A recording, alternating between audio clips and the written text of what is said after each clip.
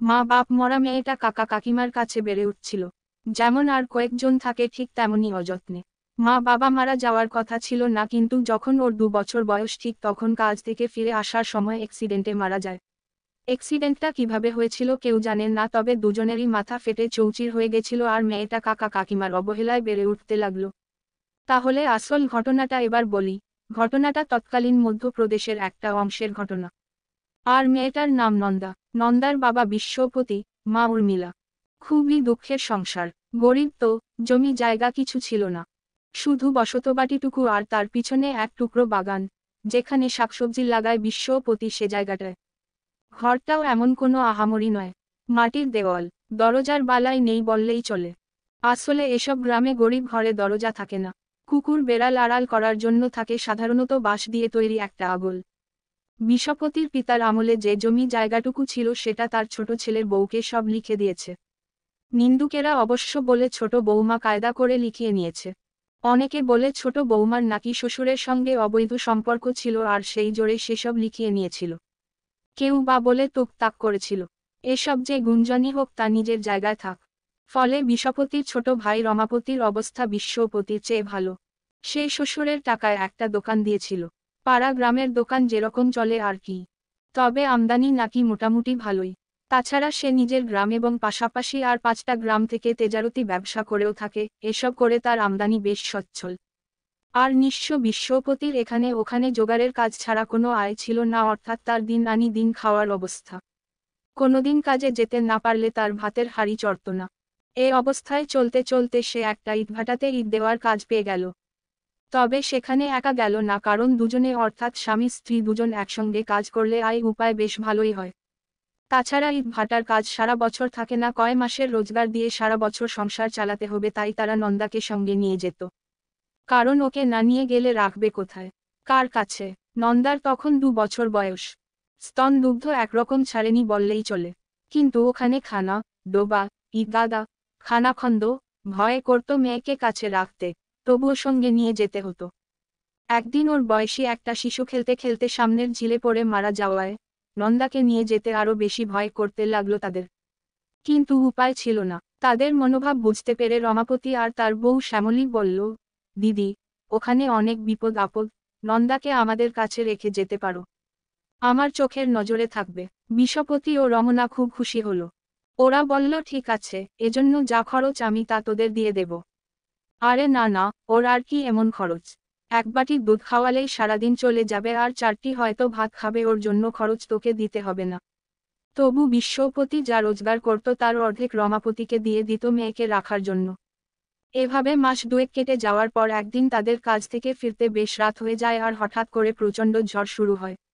সেই রাত থেকে বিশ্বপতি আর তার স্ত্রী মালিনীর আর বাড়ি ফেরা হয়নি। সকালে একটা তেঁতুল গাছের তলায় তাদের নিথর দেহ দুটো পাওয়া যায়। দুজনের মাথাতেই একই রকম ফাটল, যেটা থেকে রক্ত বেরিয়ে বাইরে চাপ চাপ হয়ে উঠেছে। আর গলায় কিসের যেন দাগ, ঘাড় দুটো উল্টো দিকে ঘোরানো। কেউ বলতে লাগলো ঝড়ে মরেছে, কেউ বলতে লাগলো ভূতে মেরেছে, কারণ তেঁতুল গাছে নাকি ভূত থাকে। আবার কেউ কেউ বলে থাকে ওটা মানুষের কাজ, কিন্তু কাজ জারি হোক, নন্দাও অনাথ হলো। এবার আর কাকা কাকিমার অর্থাৎ নন্দার বাবা মার কাছ থেকে পাওয়ার বিশেষ কিছু ছিল না।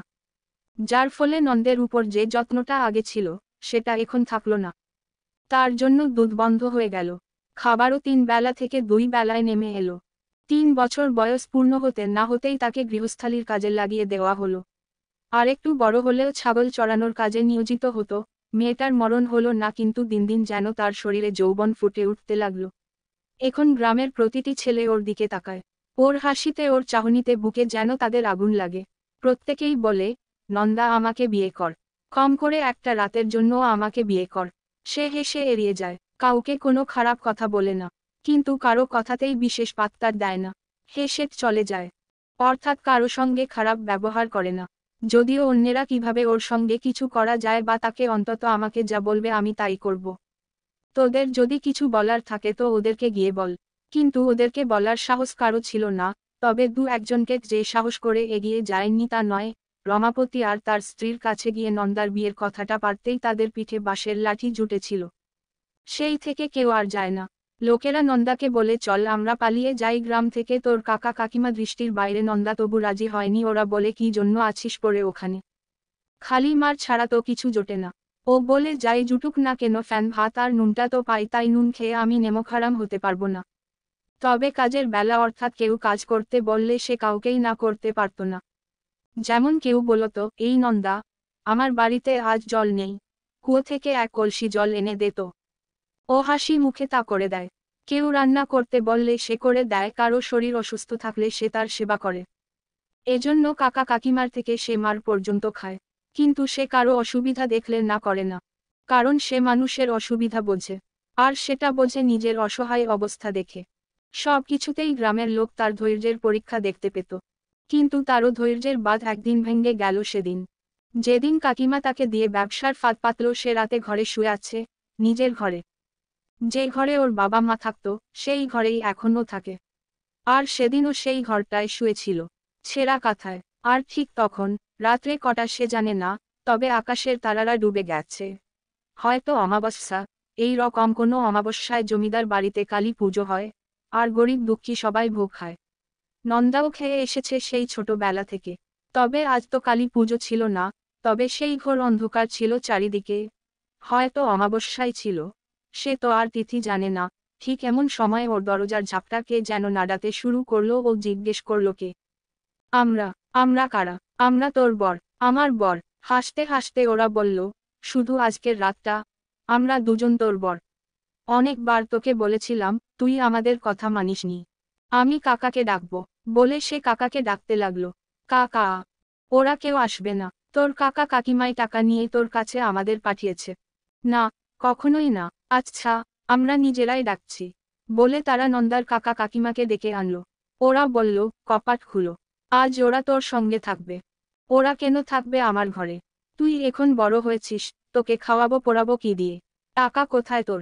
তা বলে আমাকে ওদের কাছে বিক্রি করে দেবে? হ্যাঁ, আজকে ওদের কাছে তোকে বিক্রি করেছি, কাল অন্য লোকের কাছে বিক্রি করব। খাওয়াচ্ছি, পড়াচ্ছি, আমি তোকে নিয়ে যা খুশি তাই করতে পারি। কপাট খুলে ওদের ঢুকতে দে। নন্দা অন্ধকারেই হাত বাড়ালো যেখানে তার বাগানে সবজি লাগানোর শাবল আর কোদাল রাখা থাকে। আর শাবলটা হাতে তুলে নিল সে। বলল, খুলব না। তবে রে, বলে তারা জোর করে দরজা ভেঙে ভিতরে ঢুকে গেল।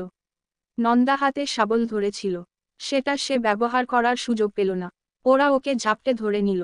আর তারপর নন্দা কাঁদতে লাগলো। আর এইভাবে দিনের পর দিন লোকেরা ওর উপর অত্যাচার করতে লাগলো। কিন্তু একদিন সে ঠিক করলো এর মূলে আছে ওর কাকিমা আর কাকা।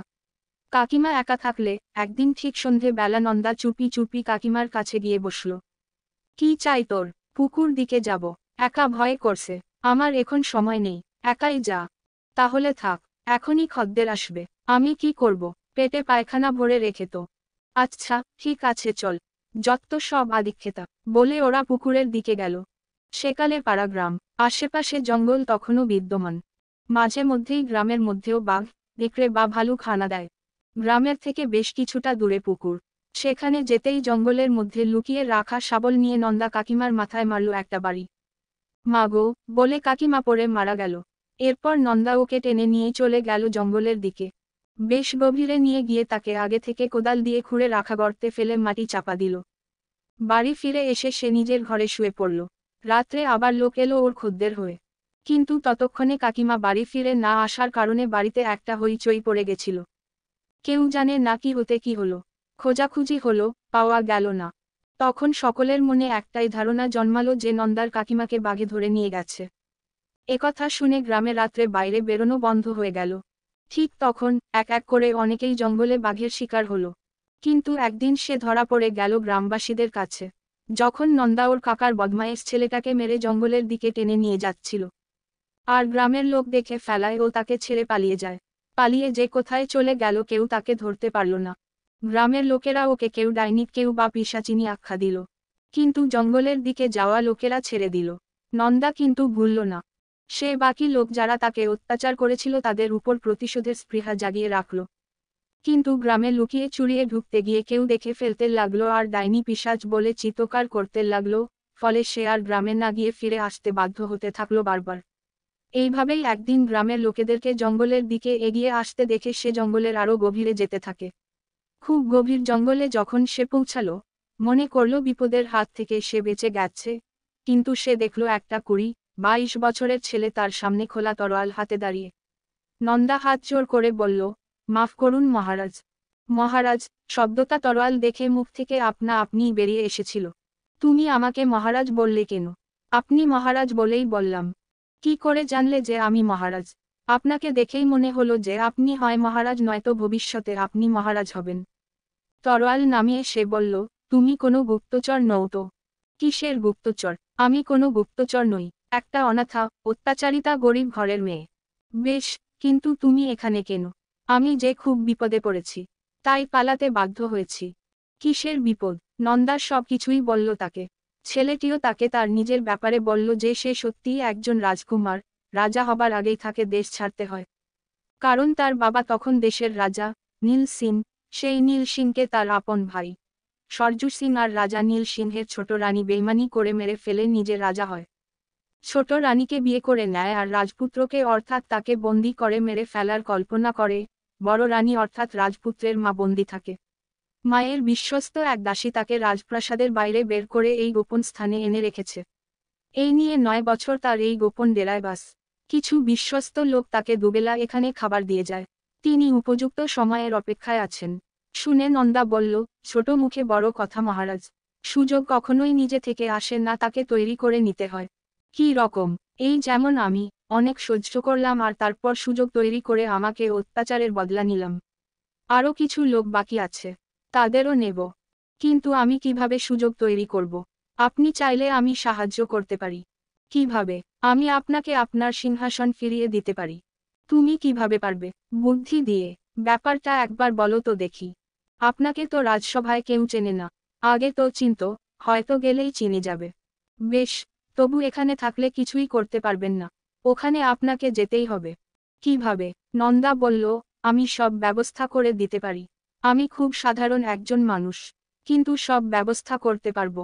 বলে সে কিছুদিন রাজকুমারকে মেয়েদের কথা বলা শেখালো মেয়েদের চালচলন সবকিছু। তারপর একদিন দুজনে মেয়ের ছদ্মবেশে বেরিয়ে গেল তাদের রাজ্যে। রাজকুমারের বিশ্বাসী লোকের সাহায্য নিয়ে রাজমহলে দাসীর চাকরি নিল। আর তারপর ধীরে ধীরে বিশ্বাসী সব লোকেদের নিজেদের পক্ষে নিয়ে এসে রাজাকে অতর্কিতে হামলা করে হত্যা করল।